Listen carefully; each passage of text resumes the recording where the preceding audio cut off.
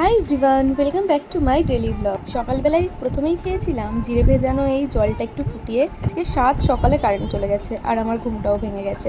গরমে তো আর শুয়ে থাকা যায় না। উঠে পড়েছি তো কারেন্ট এসেছিল আর এই ছোলা কাজু বাদাম কিশমিশ খেয়ে আমি ঘুমিয়ে গেছিলাম। ঘুম থেকে উঠে ঘুগনি খেয়েছিলাম। অনেকদিন ধরে আমি নেল এক্সটেনশন করি না, তো আজকে আমার ভীষণ মন হচ্ছিল আর ভেবেছিলাম আজকে হোয়াইট অ্যান্ড ইয়েলোর মধ্যে কিছু একটা করব।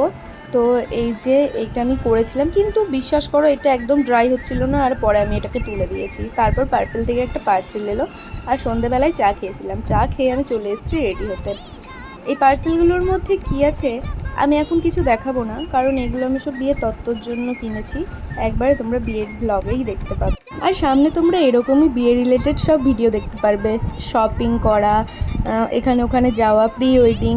এর জন্য আমার চ্যানেলটাকে সাবস্ক্রাইব করতে হবে। এই তো এখন বেরিয়ে পড়েছি আর এখন ফুচকার দোকান যাচ্ছি। এখানকার ফুচকা আমার আর জিতের দুজনারই প্রিয়। আজকে ওখানে দাঁড়িয়ে দাঁড়িয়ে আর ফুচকা খাওয়া হয়নি। জিতের বাড়িতে ডেকোরেশনের লোকেশ কোথায় কি হবে না হবে রিসেপশনের দিন এই নিয়ে কথা বলছি। আচ্ছা, একটা গভীর আলোচনার পর তারপর আমরা এই যে ফুচকা নিয়ে বসেছিলাম। আজকে নাইকা থেকে আমার এই অ্যাড্রেসে একটা পার্সেল এসেছিল।